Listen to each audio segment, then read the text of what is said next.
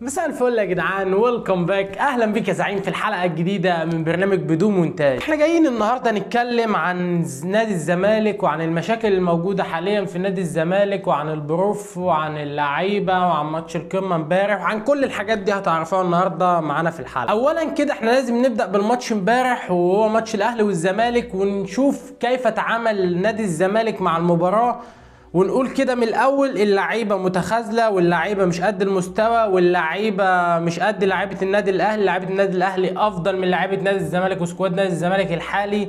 لعيبه نادي الزمالك الحاليين ما يقدروش ياخدوا بطوله افريقيا. لعيبه نادي الزمالك الحاليين ما يقدروش ينافسوا اي فرقه. فيوتشر احسن مننا، بيراميدز احسن مننا، الاهلي احسن مننا، اي حد احسن مننا. سكواد نادي الزمالك ما عندوش الشخصيه، ما عندوش الامكانيات، ما عندوش الجرأة، ما عندوش الشراسة، ما عندوش تكتيكيا. اللعيبه مش احسن حال. يعني انت عندك كل الحاجات دي، انت لازم تحطها في الحسبان وتحطها ان انت ما عندكش حد. انت حرفيا ما عندكش حد. انت من بعد اصابه الونش طلعت عبد المجيد هو النقطه المضيئه في دفاع نادي الزمالك كله. ولا تقول لي بقى مسلوسي بلا زناري بلا عبد مجيد بلا عبد الله جمعه بلا كل الهكس ده. هو عبد مجيد وحط جنبيه فتوح، هم دول افضل ناس في الدفاع. تيجي نص الملعب عندك امام واللي مش في مستواه خالص الفتره دي، وعندك جنبيه دونجا، وعندك عمرو بيه السيسي. وعندك في الهجوم عندك مين في الهجوم؟ قول لي عندك مين في الهجوم؟ زيزو. عندك مين في الهجوم بقى؟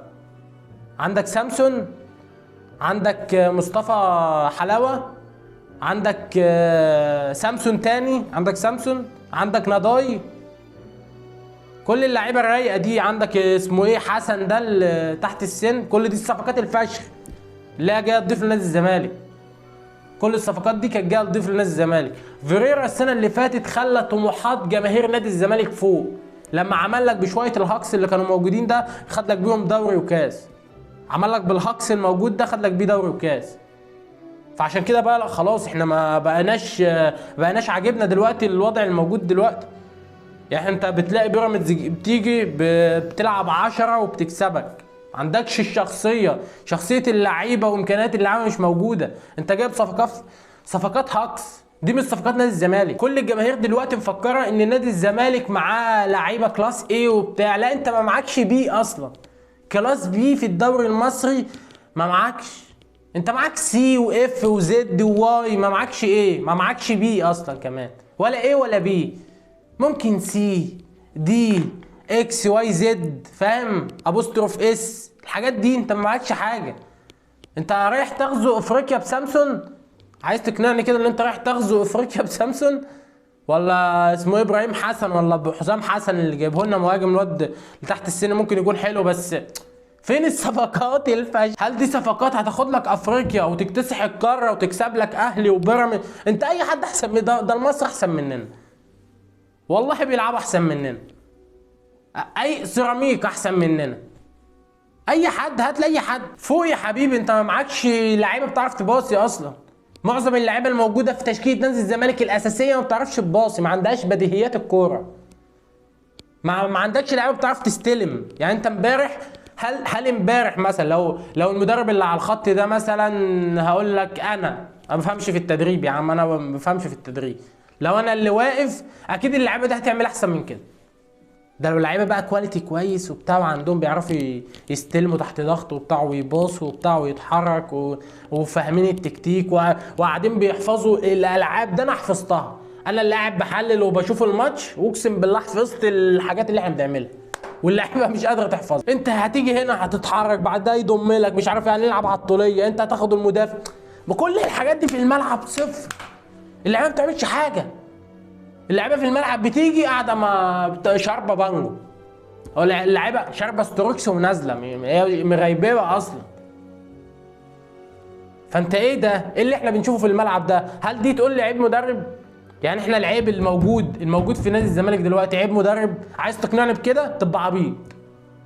لو عايز تقنعني ان العيب عيب مدرب وبتاع ولازم نغير المدرب ونجيبه، هل لو يا عم نشيلنا فريرا هل هيجي بعديه جوارديولا نلعب سكسي فوتبول وبتاع ونقطع الدنيا كلها؟ كلوب اللي هو في انجلترا وبينافس مع فطاحله جه في الوقت ده مش قادر. الفرقه دلوقتي واقعه خالص وبتاع، والدنيا معاهم بايظه، وبيجيبوا النقطه بسبب بيجيبوا النقطة بشكل صعب، ودلوقتي في المركز التاسع ولا العاشر، والمدير وما عندهمش ضاضة. يعني رئيس النادي بتاعهم المختل اللي عندهم ما مشيهوش. ليه ما مشيهوش؟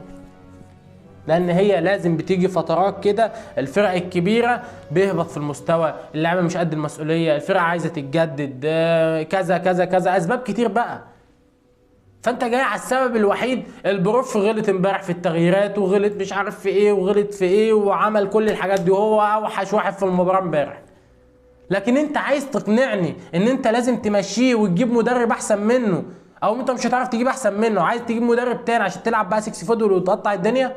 هل السكواد اللي معاك ده يقطع الدنيا؟ هل السكواد اللي معاك ده ياخد دورة رمضانية؟ انت ما معاكش زيزو، امام، فتوح بس. دي فرقة الزمالك اهي، جبتها لك. واحد في الدفاع على واحد في الهجوم على واحد في نص الملعب، خلصت الفرقة. شكر الله سعيكم. ده انت امبارح ديانج بقى واخد نص ملعب الزمالك كده. ده نص ملعب، في نص ملعب ياخد افريقيا، واخده كده واحد بس. ديانج بيستلم الكوره، وسع يلا، هو ماشي يعمل الكوره قدامه ويدب، بيضرب في اي حد، كوره جسمانيه بقى، ولاعب فاهم هو بيعمل ايه. اول ما بيخش بالكوره اقسم بالله اللعيبه ما بتقدر تيجي جنبه. تيجي بقى انت تقعد تضرب فيه وبتاع، هو مكمل، هو مش شايفك اصلا. يعني انت متخيل ان انت ابرز مهاجم عندك الجزيري ومصطفى شلبي فتله والناس دي، والبديل بتاعهم المفروض البديل عندك نيمار الناشئ، وعندك ابن اسامه نبيه، يوسف اسامه نبيه. لا ويعني ونيمار مش نيمار بتاع البرازيل، لا المصري بتاعنا الشعبي اللوكال الموجود في السوق. يعني اداره اقل ما يقال عليها انها اداره فاشله. مش هقول كلمه تانية عشان ما ينفعش تسمع، بس فاشله. فشل اداري، فشل فني، فشل في كل حاجه. رئيس النادي اللي بيطلع يجعجع كل شويه، فشل في الصفقات، فشل في العاب الصالات، فشل في كره القدم والسله واليد والطايره والهوكي، حتى البلي المسافات البعيده اللي كنا بنكسبها بطلنا بقى، فشلنا فيه. دي الاداره اللي عماله بتصرف ملايين على الوردي ونضاي وسامسون، رايحين نجيبهم من الدوري الموزمبيقي ب 5 مليون جنيه. احنا عندنا سامسون ده كان هناك بياخد له 10000 جنيه وعلبة سجاير هناك، ده المرتب بتاعه. جه هنا بقى بياخد بقى بالملايين، وهنا وهنا وبتاع، مش عارفين اصلا ندير. احنا ما بنعرفش نتعاقد، ما عندناش الكادر بتاع التعاقد ده، الكادر بتاع التعاقد القوي اللي بيقدر يجيب لك صفقات من هنا وهنا، وعينه حلوه ومفاوض كويس. ما عندناش الحته دي. احنا عندنا عزبه. نادي الزمالك حاليا بيدار عزبه، نادي الزمالك حاليا بيدار عزبه. انت عندك نضاي اللي ما اعرفش اصلا هو فين دلوقتي، هتلاقيه في المستشفى اكيد، بيعلقوا له محلول او هتلاقيه بيقيسوا له الضغط، اي حاجه يعني. عندنا عمرو بيه السيسي، انت اكيد لازم تكون عارف، يعني هو بيقعد يضرب وبتاع ومحدش هيعدي وبتاع، وبيجري في المكان اصلا. لا بيكون سابه ووصل قدام عواد وجاب جون، والتاني لسه بيجري في نص الملعب.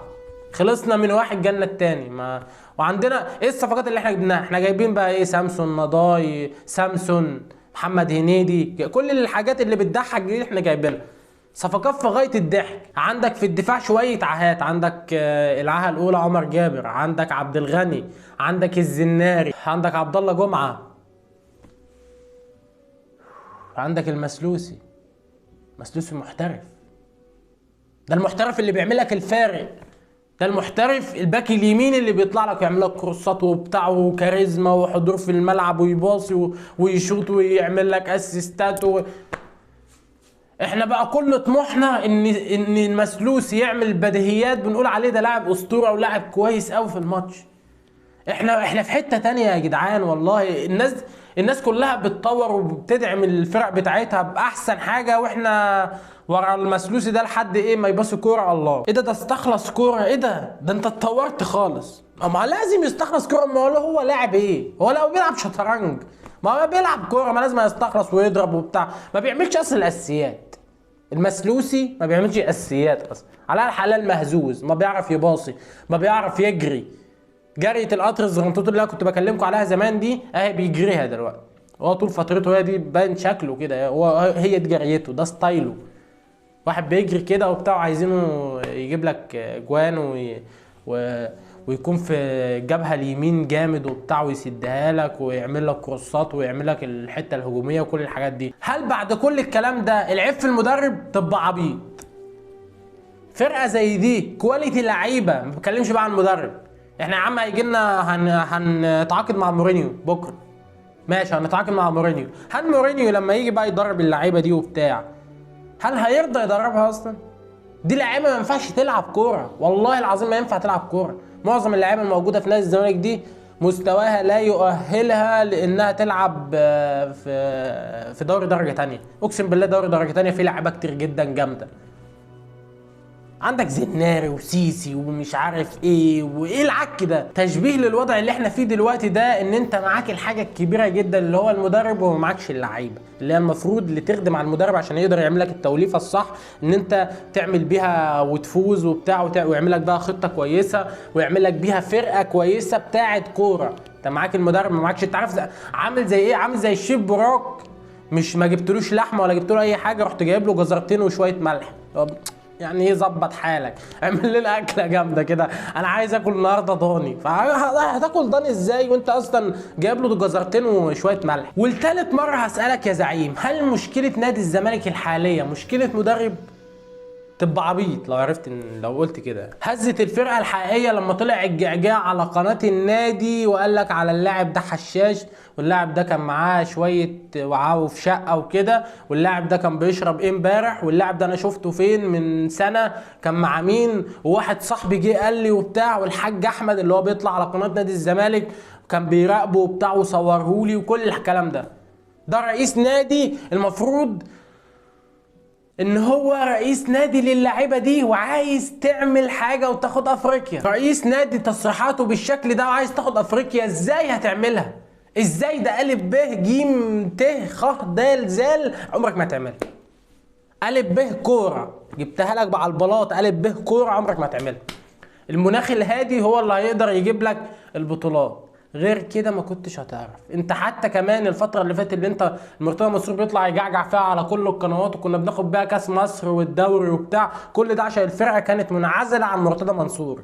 مرتضى منصور كان في حته يقعد بقى يخبط، يتكلم لك في السياسه، يتكلم لك في الطبخ، يتكلم لك في الفن، ملناش دعوه. لكن البروف كان واخد اللعيبه في زون كده وايه، ملناش دعوه يعملوا له ايه، احنا جايين معسكر مغلق طول السنه دي هناخد الدوري، وخدنا الدوري وقد كان. اصل هو بص الحق حق، وعمر ما حاجه زي كده هتحصل ابدا. بص هتبقى ظلم اصلا، ظلم ان الفرقه دي تكون قاعده مثلا في المعسكر، رئيس ناديهم مركز معاهم واللاعيبه كلها مركزه وعاملين معسكر مغلق ومفيش اسرار بتطلع بره الفرقه، واللاعيبه كلها بتأدي اللي عليها واللاعيبه كلها على اعلى مستوى. عمر الفرقه دي ما هتخسر، ما ينفعش، تبقى ظلم قوي.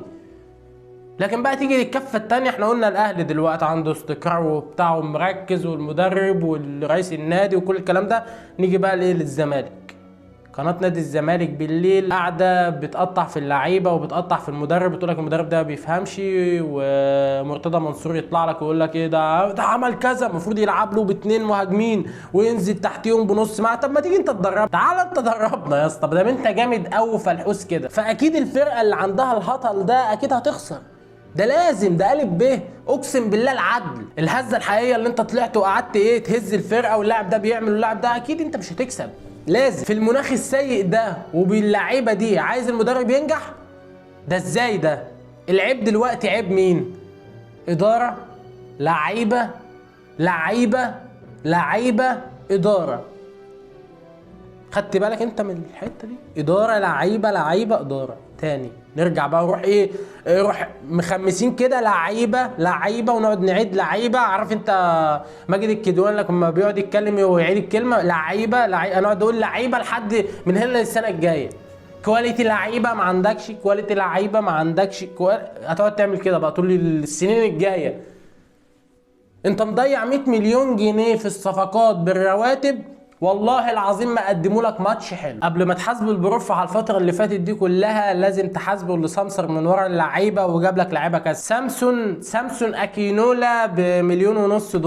اللاعب ده يسوى 500 جنيه اصلا لو بعناه في العتبه. قضاي من اول ما دخل النادي وهو في الانعاش، فصباح الفل. وعمرو به السيسي، اكيد الصفقه دي جايه صفقه يعني عمرها ما تكون كوره، فاهم؟